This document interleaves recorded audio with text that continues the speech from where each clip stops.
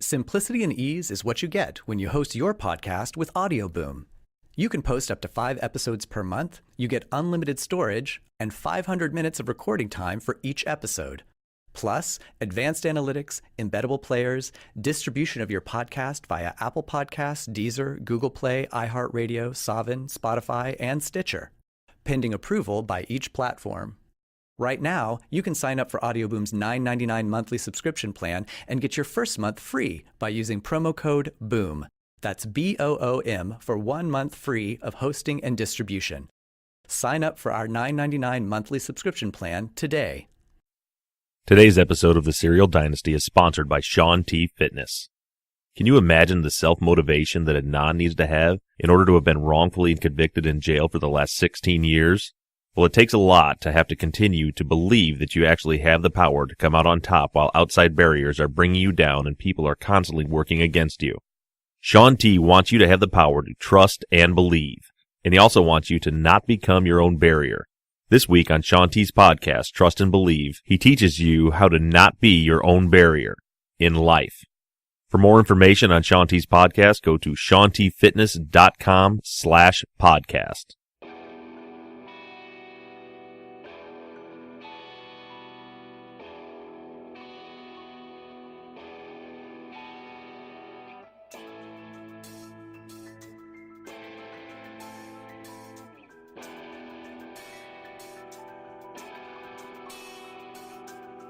Hello everybody and welcome back to the Serial Dynasty.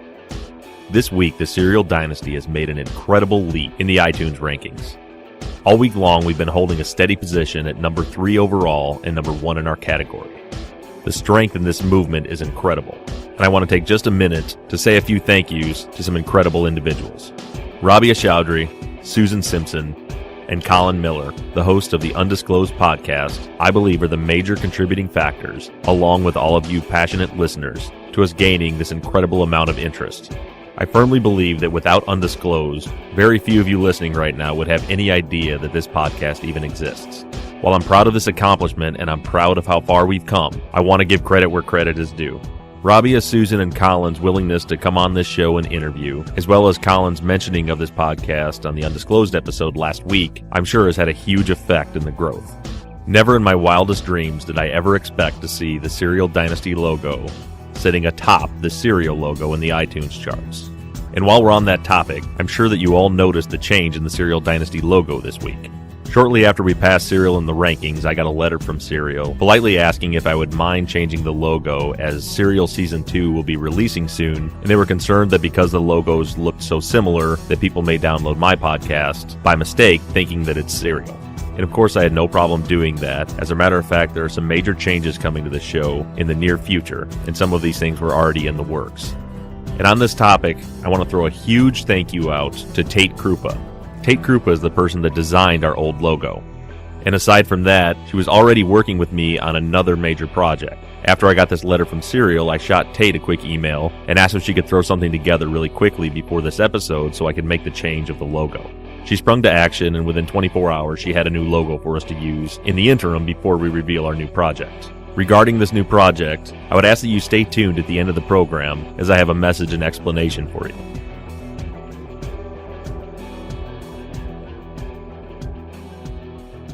Last week's episode seems to have ignited a fire under the tails of tens and tens of thousands of you listeners. Minds were open, new theories constructed, and a second look at old evidence. Between Twitter, Facebook, and email, I've had a massive influx of questions and comments. So the first thing that I want to do is address some of the common questions that have come up over the last week. One of the most common requests I've had over the last week is for me to reveal the full name of Don, and also to post pictures of him. Rather than to respond to 1,000 emails, I'll answer the question here for all of you. While legally I would certainly be within my rights to disclose Don's full name and disclose photos of him, just like you see on the news when people are looking for a particular suspect, morally I have made a decision not to do so. And I've made that decision for a number of reasons.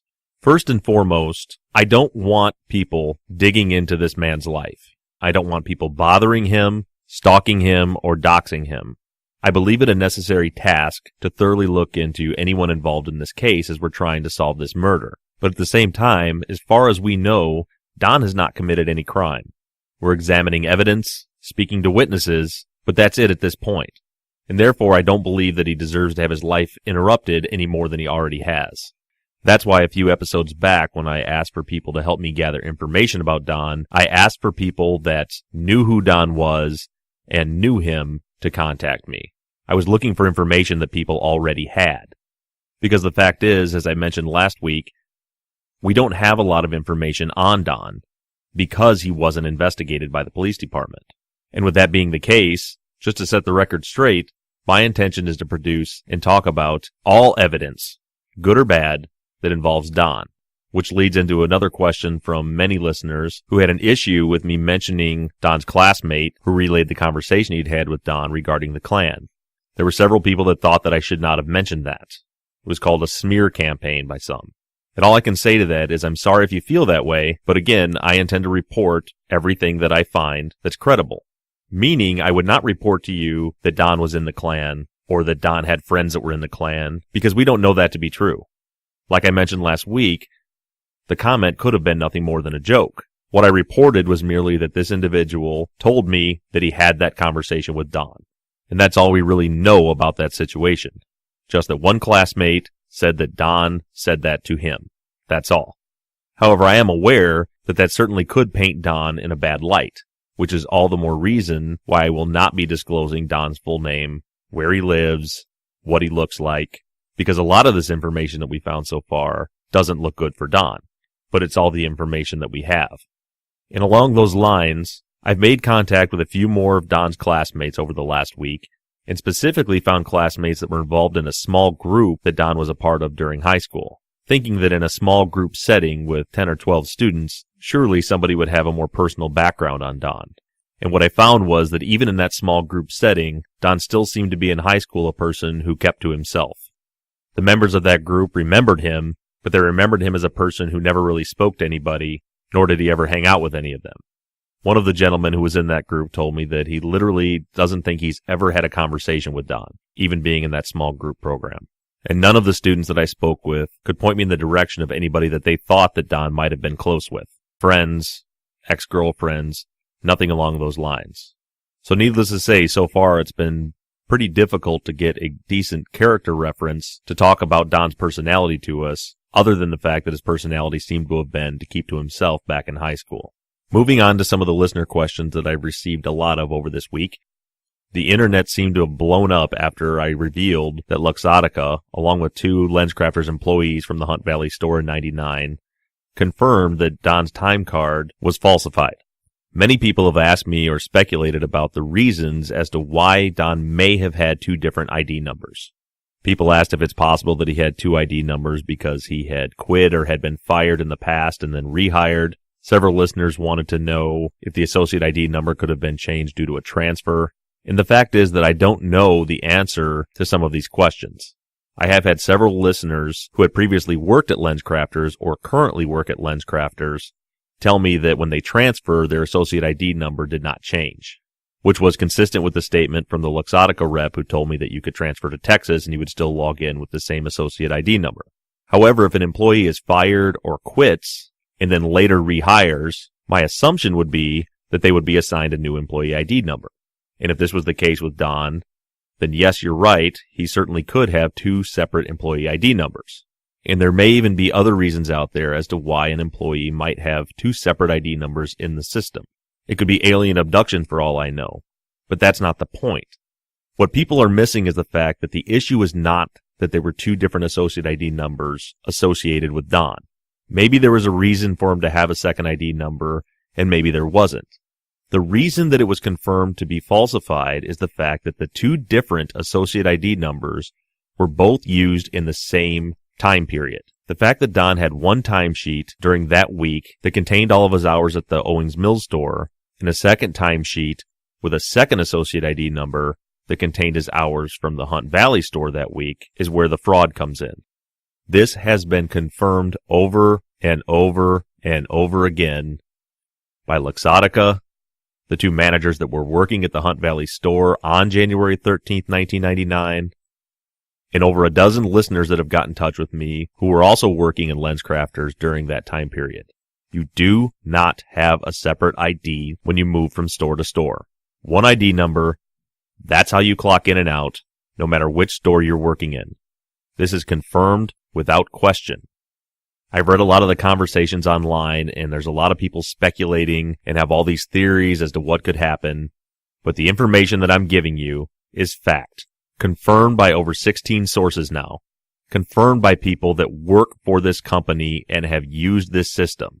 While theories and speculation may seem to make some sense, factual reality always trumps hypothetical theory. Another major source of debate was the sequential ID numbers. As I mentioned last week, the lab manager working at Hunt Valley in '99 said that he thought the numbers were sequential, but he wasn't sure.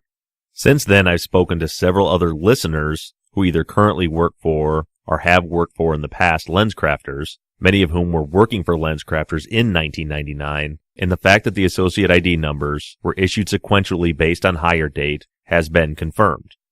I even had one listener who was working this week with a general manager of a store who actually examined the timesheets and tried to get further into the system to see if he could find any more relevant information on the timesheets.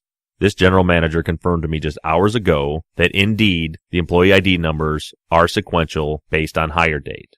I've had several listeners tell me that they think this is completely implausible given that there were over 800 LensCrafters locations in 1999. It doesn't seem that it would be possible for the numbers to be sequential and only be 4 digits. I've tried to get more information on this from Luxottica, but they weren't willing to give me any more information than what they already have. They simply can't disclose personal information to me. My assumption is that the 4-digit associate ID numbers that are unique to each employee are actually the last 4 digits in an 8-digit associate ID number, the first 4 digits being the store number, or perhaps broken down by region number. I just don't know the specifics of how this works, but what I do know is that all employees have one ID number, they are assigned sequentially, and no matter what store you're working at, you always clock in and out with that associate ID number. With that being said, I will tell you that I do believe that at some time Don did indeed have 2 different employee ID numbers. And the reason for that is because Don started at the Owings Mills store in October of 1998. And he was assigned employee ID number 0162. Hay started at the same store shortly thereafter and was assigned employee ID number 0163. However, we know that Don worked at LensCrafters prior to October 1998. He originally started at the Hunt Valley store. So I think that it's entirely possible that the employee ID number 0097 was Don's employee ID number when he worked at the Hunt Valley store. We don't know specifics about why he moved to Owings Mills and if there was a gap in his employment. However, we do have some evidence that would indicate that that is indeed exactly what happened. In the subpoena that Christina Gutierrez filed with LensCrafters, she asked for all of Don's employment records for his time that he's been employed there, including all his timesheets and his performance evaluations. We have consistent performance evaluations for Don up until about May of 1998. And then there's nothing until early 1999. So a possible theory is that sometime after May, Don might have quit and then rehired in October 98 at the Owings Mills store. Now that's just a theory, but it could explain why there might be 2 different employee ID numbers in the system for Don. So you may be thinking now, well, that explains it. That explains the 2 timesheets. But like I mentioned before, there's still no reason, and I quote from the managers that were working at the time, there is no reasonable or innocent explanation as to why both timesheets were used during the same week. If number 0097 was indeed Don's when he worked at the Hunt Valley store, when he left the company, or when he was assigned ID number 0162, for whatever reason, his old ID number would have been deactivated. So if that was indeed his old employee ID number, someone went back into the system and reactivated it in order to enter those hours in. Or someone went into the system and edited an old employee ID number with Don's information in order to enter those hours in. But with 100% assurity, I can tell you, Don did not clock in with that ID number on that day. Other listeners have suggested that maybe it's something completely innocent of this murder, but still fraudulent. They've suggested that maybe Don and his mother were running some sort of scam so that he could get paid overtime, where they put some hours on one ID number and other hours on another, keeping both of them under 40 hours. I looked into this, and what I found was Don was paid overtime on several of his other timesheets. Many times he worked over 40 hours in a week, and those hours were paid to him as overtime. And while looking into this, I noticed something even more disturbing. Gutierrez and Urich's subpoenas to LensCrafters asked for all of the timesheets for Don. The timesheets went all the way back to October and months past January 13, 1999. Every single one of those timesheets listed Don as associate ID number 0162. In that entire time frame, there was one timesheet for one pay period where he was clocked in with employee ID number 0097. And that was the week of January 13th, 1999. He never used that ID number before or after this one timesheet. So any speculation that you may have that this was a long-running scam that was made to look bad is not accurate. A lot of listeners have also asked, and several of you may be asking yourselves right now, why don't we ask LensCrafters to figure out who that ID number belonged to? I posed this question to Luxottica and LensCrafters several times through several different people this week, asking if they can look up when that ID number was created, if and when it was deactivated, if and when it was reactivated, who it belonged to. I explained to them the situation, and what I can tell you is we're not getting any more information out of Luxottica without a subpoena. The people at Luxottica are the only ones who would have access to these records. General managers of stores only have access to employee IDs from their store, and the general managers don't have access to records from 1999. And unfortunately, a random podcaster or his thousands of listeners don't have the authority to file a subpoena with Luxottica. But on the brighter side of that, the only thing that Luxottica can tell us is the how. How was this false timesheet created? And when? But practically speaking, for this investigation, we don't necessarily need to know the how. We know that the timesheet was falsified, and our job is to figure out the why.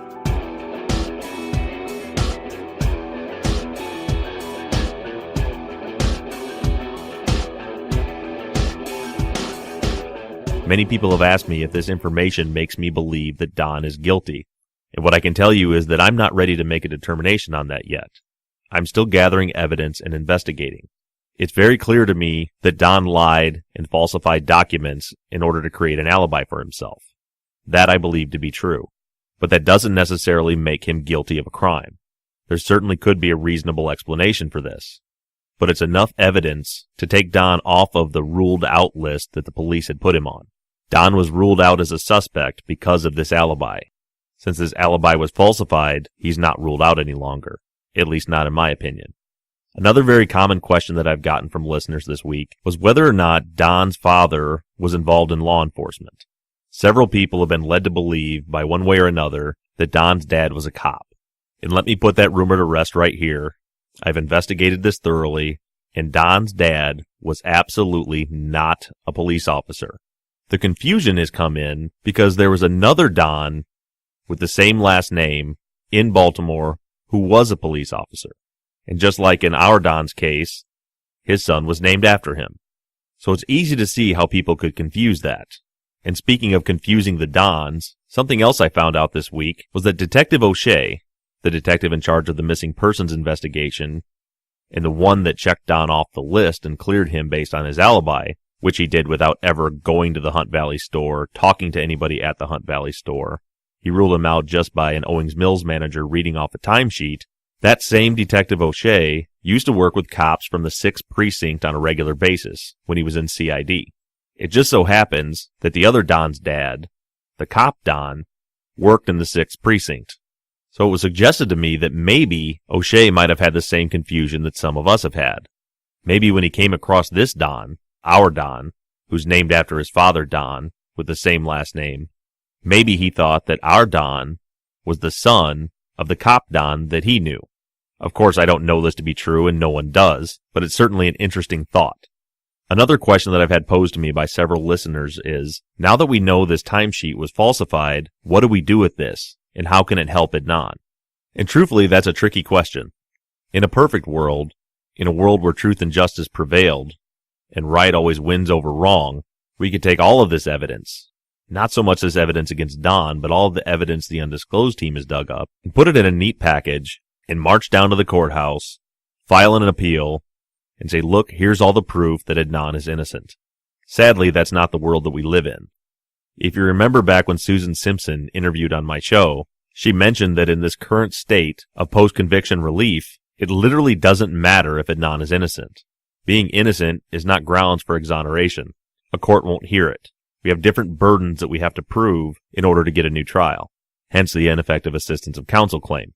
Now, on the other hand, if we were able to prove that some unidentified other party committed this crime and had solid proof that they did that, again, in a perfect world, you could hand that over to the police department. They would investigate it. If they found this person to be guilty, they would arrest them, and then Adnan would be exonerated. But again, that's not the world that we live in. While that may be the way things would go for some of us that live in small towns or other countries, there's not a chance in hell that the Baltimore Police Department is going to reinvestigate this case as long as Adnan is still sitting in prison. They will hold strong to the bitter end to the fact that they have the right man in prison. And honestly, from a legal standpoint, it makes sense that they would do that. Adnan's fighting to get a new trial, and the state is fighting against that. If they were to reopen that investigation right now into anyone, that would seem to be a sign of weakness on their part. That would seem to be an indication that they're not positive that they have the right person in jail. So they just won't do it. So what can we do? My suggestion, and it's a suggestion that has been made to me from several listeners, is we start writing letters to the governor of Maryland. The governor of Maryland can end this fiasco with the stroke of a pen. If Governor Larry Hogan felt compelled to do so, he could pardon Adnan and he would walk free. So if you want to help, take a few minutes and write a letter to Governor Hogan. You may want to hit pause right now and grab a pen and paper. The address to send a letter to Governor Hogan is 100 State Circle, Annapolis, Maryland. Zip code is 21401-1925. Again, that address is 100 State Circle, Annapolis, Maryland, 21401-1925. If you'd like to call the governor's office, the phone number is 410-974-3901. 410-974-3901. And if you'd rather send an email, go to governor.maryland.gov and click the contact page. There's a form there where you can send a message to the governor. A few listeners asked if we could put together some kind of a form letter. I don't want to put a form letter together because I think that you should write the letters from the heart. The same form letter coming in from thousands of people that look exactly the same are easy to dismiss. But 100,000 letters, all written from individuals, with their own thoughts, from the heart, hopefully will make an impact. So if you can find time in your schedules, take a few minutes, put together a quick letter, and send it off to Governor Hogan. And now a quick break to hear about our sponsor.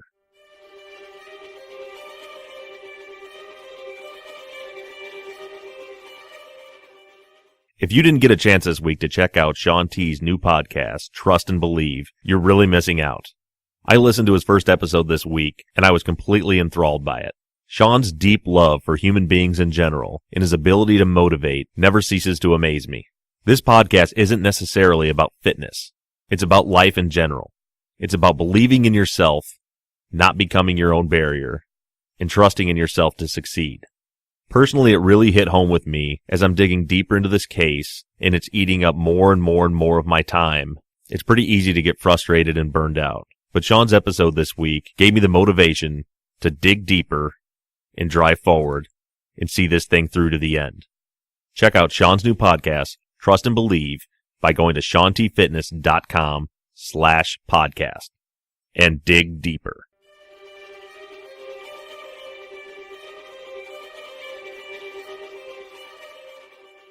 Moving on with our investigation, there are some other discrepancies with these timesheets. I'd also like to point out that he supposedly clocked in with 2 different employee ID numbers on the same day. And before I continue on with this, I want to make sure that I'm giving credit where credit is due. I mentioned it several times last week, but I want to make sure that I mention it again. That the majority of this work was not done by me, it was done by Susan Simpson. I've chased down leads and verified and confirmed some things, but Susan Simpson is actually the first person to catch these discrepancies. And I would highly recommend to all of you to go to Susan's blog, The View from LL2, and read the post she wrote about Don and about these timesheets. I also want to point out, as a few listeners have asked me, why didn't Susan look further into this, that was never the intention of Susan's blog. If you read it, and especially read right at the beginning, she makes clear that the purpose behind her post about Don was not because she thought Don was guilty. It was that she was pointing out the differences in how Don was investigated compared to how Adnan was investigated. She was just pointing out all of these discrepancies that the police didn't bother to look into, as opposed to how deeply they looked into Adnan. I've just taken those details that she found and dug deeper into them. So again, if you want to see all the information that Susan discovered, take a minute and go to the View from LL2 blog and read what she had to say. Now, regarding Don supposedly clocking in with 2 different IDs on the same day. On Don's associate ID number 0097 timesheet, it says that he clocked in on Saturday the 16th at 9:18 in the morning, and then he clocked out at 1:06 in the afternoon. And this supposedly happened at the Hunt Valley LensCrafters store. On his other timesheet, the one containing his actual employee ID number 0162, he clocked into the Owings Mills store at 1:29 and clocked out at 9:57 p.m. on Saturday the 16th, the same day. Now, the first thing that I want to point out is that there was only one person in the lab scheduled to be at the Hunt Valley store at 9 in the morning on Saturday the 16th, and that was the lab supervisor that I spoke with. And this lab manager's timesheet was disclosed by LensCrafters, and he did indeed work his 9 a.m. shift that day. No one else in the lab was scheduled to be in that day until 11 a.m. or after. There were 2 people scheduled to work at 11 a.m., one was scheduled to come in at 12:30 p.m., one was scheduled to come in at 2 p.m. So there's our first problem. Why was Don covering at the Hunt Valley store at 9 a.m. on a Saturday when no one was scheduled to work at that store at 9 a.m. on a Saturday? And the second problem is this. According to these 2 timesheets, if you'd like to assume that the 0097 timesheet is legit, which I don't believe there's any chance that it is, it says that he left the Hunt Valley store at 1:06 p.m.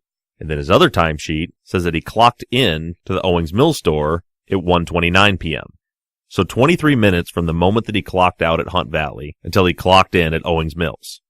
So on Susan's blog, she said that she punched that into MapQuest, and it's exactly a 23-minute drive from the Hunt Valley store to the Owings Mills store, according to MapQuest. I went online and checked out some routes to see if there was any faster route to get there. And it turns out there was one other route taking some back roads that driving the speed limit could put you from the Hunt Valley store to the Owings Mills store in just over 19 minutes. So we have a 23-minute window of time between when he punched out at Hunt Valley and he arrived at Owings Mills. If he took the most common route, he had exactly 23 minutes to get from point A to point B. But it is possible he took a different route where it only took 19 minutes, again assuming that he drove the speed limit. And of course I thought, well, Don had a Camaro. Maybe he didn't drive the speed limit. And of course we have no idea if he did drive the speed limit.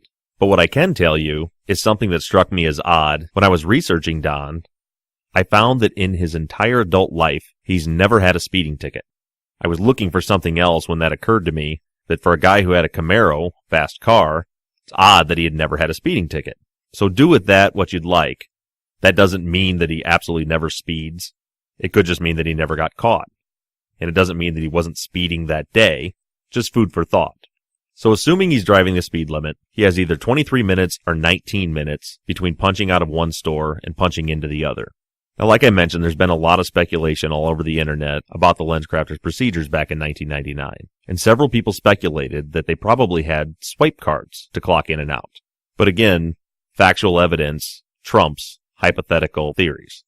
This theory was debunked by several employees who actually worked for LensCrafters in 99, including the lab manager and retail manager, that they did not have swipe cards.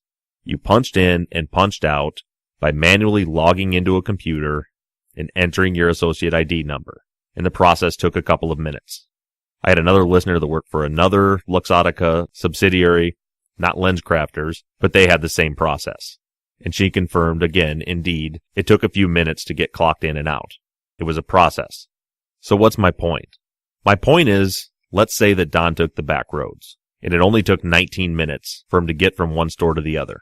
That leaves 4 minutes to spare, and in that 4 minutes, he would have to walk out of the Hunt Valley store, through the mall, out to the parking lot, get into his car, and start his 19-minute journey. Once he got to Owings Mills, he would have to find a parking space, park his car, get out of his car, walk into the mall, into his store, log into the computer, and clock in. I really wish we had Sarah Koenig to do a route test on this one. Is it physically impossible based on the information we have? I can't say that it's physically impossible, but I personally find it highly unlikely that someone could log in, clock out, log out of the system, sprint out to their car, get into their car, drive all the way to the other store, squeal into a parking space, jump out of the car, sprint into the other store, log into the computer, and get punched in 23 minutes. But again, we can argue all day long whether that's possible or not, and it doesn't matter, because this timesheet is falsified, and that's already been proven. Reading through Susan's blog and examining the source documents, I saw that there was a trend in Don's employment that seemed quite interesting. As I mentioned last week, Don had several negative employee evaluations, indicating that he's falsified company documents, that he didn't take responsibility for things, he had problems working with others, so on and so forth. But what I didn't tell you last week was that there's a trend here. In every evaluation that we have prior to Hae Min Lee's death, Don had positive reviews, every one of them. Every evaluation we have after Hae's death, we have very negative reviews. And of course that could mean a number of things. It could have absolutely nothing to do with Hae's death, or an innocent explanation would be that he was deeply saddened by Hae's death and had a hard time dealing with it. However, none of the information that we have seems to indicate that Don was very emotionally disturbed by the death of his girlfriend. Sometime in early January, Mandy Johnson from the Anihi Group spoke with Don, and this is what she wrote in her report. She said Don appeared to be mature, articulate, but not overly concerned with Lee's disappearance. He felt she had gone to California to be with her father. Now, I find it interesting that he said this to Mandy from the Anihi Group. When you remember from last week, when he was talking to the police, in his first interview, he told them that he didn't think that Hae had any plans to go anywhere. And yet now he says he felt she had gone to California to be with her father. In another report from Mandy at the Anihi Group in the summary, it says that Don claimed she told him that she'd had an argument with her mother earlier that day, and that she had expressed the desire to live with her father in California. When asked how she would accomplish this, Don seemed to think that she would either drive there or leave her car in the satellite parking facility at BWI Airport and fly by commercial airline to California. So this is quite a change. First, Don tells the police that he doesn't think Hae has any plans to go anywhere. And then later he says that she's expressed a desire to live with her father in California. And then later expands on that further and gets so specific that mentions this parking facility at the airport that she would leave her car in if she flew out to California. And getting back to Don's emotional involvement, you'll remember when Krista interviewed last week that Don did not attend Hae's memorial service. And you'll note from Serial that after January 12th, Don never made any attempt to contact Hae. He never called, he never paged. It's amazing to me as I'm going through all these documents and talking to all these people and trying to get a clearer picture of who Don was and what he was doing and what he wasn't doing on January 13th and the following days. It reminds me again of how easy it is for our minds to turn an assumption into reality. After listening to Serial, did you assume that everyone knew that Don's mother was the general manager at LensCrafters? I did. Sarah didn't say as much, but I made that assumption and my mind turned it into a reality. When the actual reality is, no one knew that. The police departments most certainly didn't know it. As I mentioned last week, the first mention of the general manager being Don's mother was in the packet that LensCrafters sent Kevin Urich in October. But what's occurred to me even further than that is, I don't think Christina Gutierrez ever knew. Remember, LensCrafters sent different packets to Gutierrez and Urich. When the additional time card was found, after Urich had called them and asked them to search further, they sent the timesheet to Gutierrez. But Urich got a whole packet. He got the explanation that the general manager was Donald's mother in all bold letters. He got the employee schedules. He got the timesheets for Don's mom and the other managers. Gutierrez didn't. And when you read the trial transcripts, the general manager being Don's mother was never mentioned when Don was on the stand. Not once. What seems to be the case is that the only person involved in this case that had any idea that Don's mom was his manager was Kevin Urich. Before I close the show today, I want to address something that was discussed in undisclosed Labor Day mini-episode. In that episode, Colin Miller let us know that after the undisclosed team was able to obtain high-resolution color photos from the burial site and the autopsy report, he had Dr. Lavati take another look at the case. And after looking at those photos again, she again confirmed that the lividity evidence was absolutely not consistent with a 7 p.m. burial time. There was indeed full frontal fixed lividity, which did not match the positioning of the body, which means that the body had to have been laying flat somewhere for a period of 8 to 10 hours after Hay was murdered, which means assuming that she was intercepted on her way to go get her cousin, or sometime she was killed during that time period between when school let out and 3:15, the earliest that she could have possibly been not buried, but moved out of that flat face-down position would have been 11 o'clock at night. Which leads me back to the police reports. The police reports say that they called Don, both at LensCrafters and at home, around 6 o'clock at night. His statement says he got home and got that message from his father at 7, and yet didn't make contact with the police until 1:30 in the morning. So the question becomes, where was Don between 7 o'clock at night and 1:30 in the morning? And furthermore, since we now know this timesheet was falsified, where was Don at the time of the murder? This investigation continues on.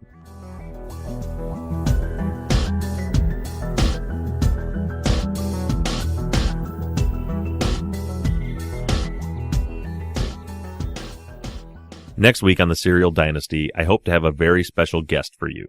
Yesterday afternoon, I spent about an hour on the phone with someone who has a very unique perspective on this case. Someone who understands how interrogations work and understands how a false confession can happen. We're still working out details and hopefully our schedules will align, but the plan for next week is to feature an interview with Jim Trainum.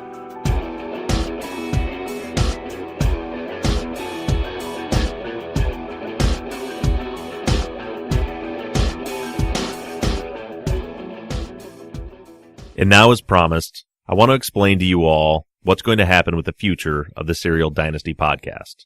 Well, for starters, in a few weeks, we'll no longer be the Serial Dynasty podcast. And don't worry, I'm not going anywhere. But this show is no longer a serial fan show. This show has evolved over the past 4 months. I've evolved. The purpose, our purpose, has become an unrelenting pursuit of truth and justice. And this pursuit will continue long after we solve the murder of Hae Min Lee. What's occurred to me over these months is that by digging into these wrongful conviction cases, finding the truth, exposing corruption, we can right wrongs. We can change lives. And hopefully we can make a difference in this broken system. Several months ago, a listener emailed in and I read on the show that one day on the first day of police academies, cadets will hear a speech containing the phrase, "Do your job like someday someone's going to do a podcast about it and expose anything that you do wrong."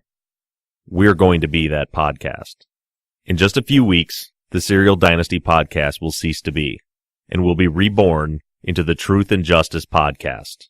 Truth and Justice will continue to investigate cases where the prosecution may have gotten it wrong. In order to do this, there's several things that need to happen. Tate Krupa is already working on a new logo for us. I've made a switch this week from Podomatic to a new host site, Audioboom. This is the same host site that Undisclosed works off of, and they have a much better capacity to handle the massive bandwidth that the Serial Dynasty audience has been eating up. And as we continue to grow, I'm sure the Truth and Justice podcast will be chewing up more and more and more bandwidth as we move along. On your end, you won't have to do anything different. It won't be a new feed or a new subscription. You'll just notice the name and the logo has changed. But for me, in order to make this happen, I need to make some changes and some transitions. In order to do things right, I can't spend all of my time working at midnight on a laptop trying to get all of the information that I need off of Google. There'll be times where I'm going to need to get on a plane and go knock on doors. And there's going to be a lot of expense involved in doing this right. The first priority at the forefront is I need to build a new studio that's climate controlled. I've never mentioned to you what goes on behind the curtain. Many people have asked what my studio is like and what equipment I have. And I do have great recording equipment, but I've been recording in the shed in my backyard. that also serves as my wood shop. And it's not insulated and it's not soundproof. So there's times I have a hard time scheduling recordings because they're building a house right next door to my house. And there's also a soccer field behind the shed where the high school soccer team plays and practices. But more importantly, in Michigan, winter's coming in a few months, and this equipment can't sit out here in the sub-zero temperatures. So in order to help make this happen, I'm asking for your help in a Kickstarter of sorts. With the number of listeners we have, if everyone's willing to contribute just a little bit, we can reach the goal of getting the studio up before winter and having the resources to dig deeper and deeper into these cases as we go on. If this sounds like something that you want to be a part of and you're willing to help make it happen, I've created a GoFundMe page for this Kickstarter. The web address for the GoFundMe page is gofundme.com/truthandjustice. One word. That's gofundme.com/truthandjustice. Or you can go to our homepage, serialdynasty.com, and click the link. And I want to thank all of you in advance who are willing to contribute. It is going to make a big difference. And the other thing that I need from you to help make this happen is to send me cases. If there's a case that you're aware of that you think needs to be investigated further, send the information along to me. And I know Undisclosed has asked for the same thing. And to answer that question, yes, I will most likely be working off of the cases that Undisclosed is using as well, and we'll be handling some of our own cases too. Without being able to predict the future of where these things are going, all I can tell you right now is this pursuit for truth and justice will never stop.